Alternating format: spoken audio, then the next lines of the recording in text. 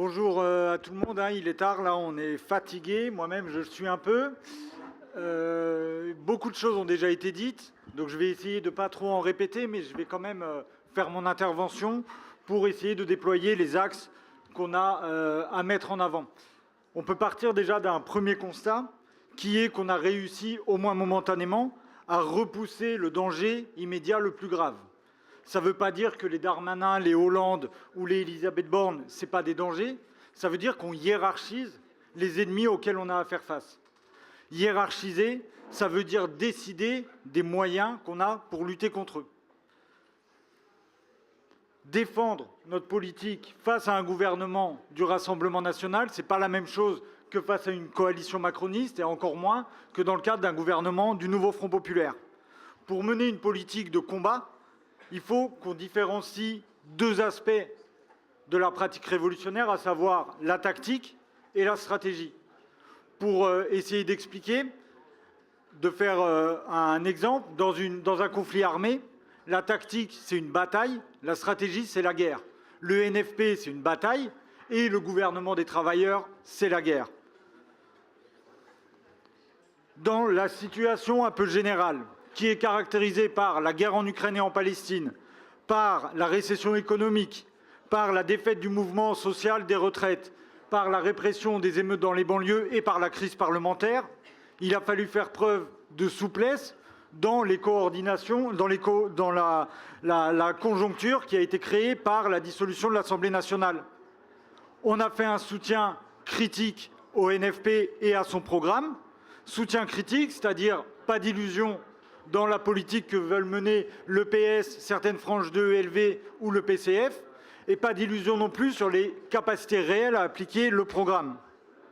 On s'est mobilisé, on a utilisé dans ce cadre précis une arme, l'arme qui était la plus efficace pour empêcher un gouvernement Bardella de voir le jour, à savoir voter. On a fait une action tactique et cette action, elle a réussi. La stratégie, dont la tactique est une des composantes, c'est de construire un plan d'offensive généralisé qui s'adosse à un programme qui est un projet de société qui entre en relation directe avec les revendications immédiates des travailleurs, des travailleuses qui sont mobilisés, revendications économiques, par exemple hausse des salaires, et revendications politiques. Par exemple, dans le cadre des Gilets jaunes qui avaient mis en avant la question du RIC, bien sûr c'est une question qui a beaucoup de limites, mais ils ont posé une question qui était fondamentalement politique. C'était la question démocratique.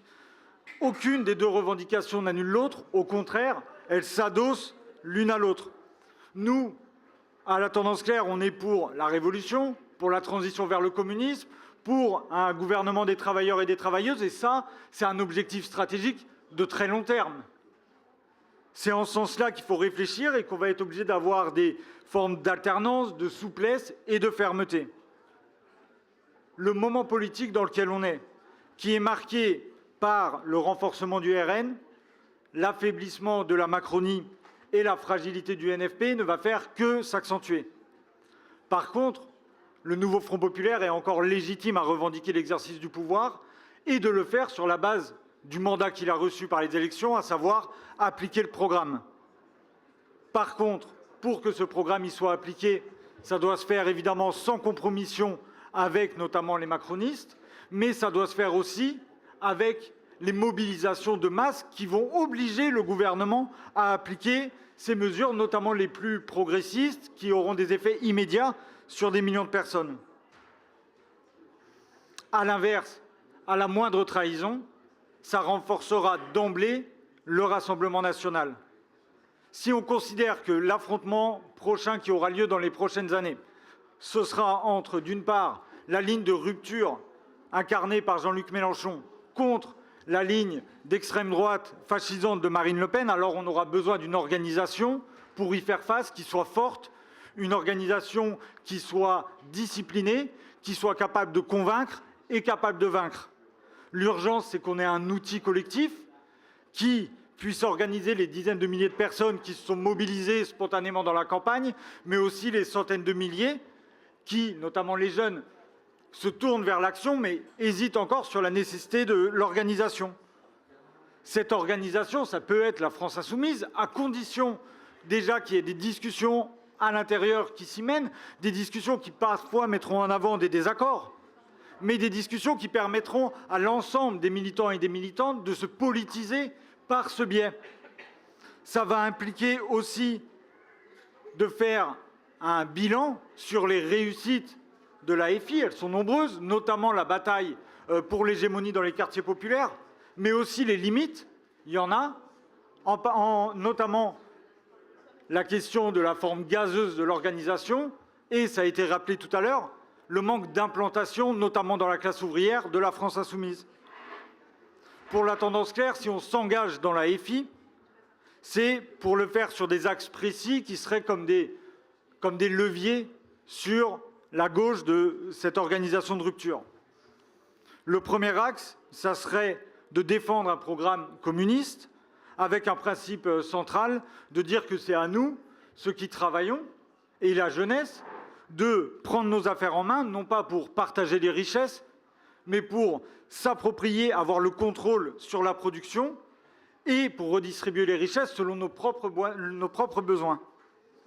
Le programme, c'est la colonne vertébrale de l'organisation et donc de l'action. C'est ce qui permet de s'adresser très largement, le plus largement possible. Le deuxième axe, ça serait de défendre que c'est par l'intervention directe des travailleurs, des travailleuses, des millions de personnes dans les luttes sociales que pourront se produire les plus grandes avancées.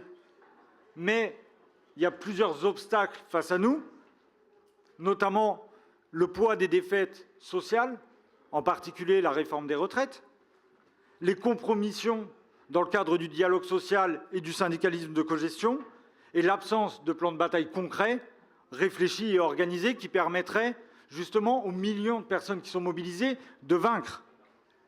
L'auto-organisation à toutes les échelles, sur les lieux de travail, les lieux d'études, les lieux de vie, c'est une des clés qui permet de dépasser les obstacles des bureaucraties syndicales et de faire des bonds, là encore, dans la prise de conscience politique. Il ne s'agit pas d'être en dehors des syndicats ou contre les syndicats, au contraire, il s'agit de construire cette organisation et à l'intérieur de combattre les orientations qui nous mènent dans le mur. Enfin, le troisième axe et le dernier, ce serait la nécessité absolue du combat anti-impérialiste et antiraciste, un combat contre la domination blanche et bourgeoise à l'échelle du monde, c'est-à-dire, ça a déjà été dit, je le rappelle bien sûr, mais ça a déjà été dit en Palestine, en Kanaki ou au Sahel, mais aussi en plein cœur de la métropole, ici même, où il y a une continuité coloniale qui s'exerce. On l'a vu l'année dernière, suite à l'assassinat de Naël et à la répression des émeutes qui ont suivi. Ces trois axes, et je m'arrête là-dessus, ce n'est pas les seuls à défendre. Il y en a beaucoup d'autres, mais ça pourrait être les premiers qu'on pourrait défendre collectivement, dans la FI ou à l'extérieur de la France insoumise, pour faire pression. Mais pour les défendre, il faut aussi qu'on construise des bastions.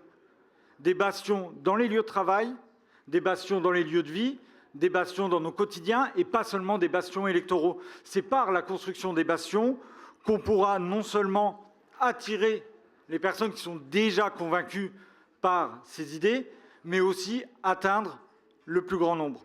Merci. Merci beaucoup, Tristan.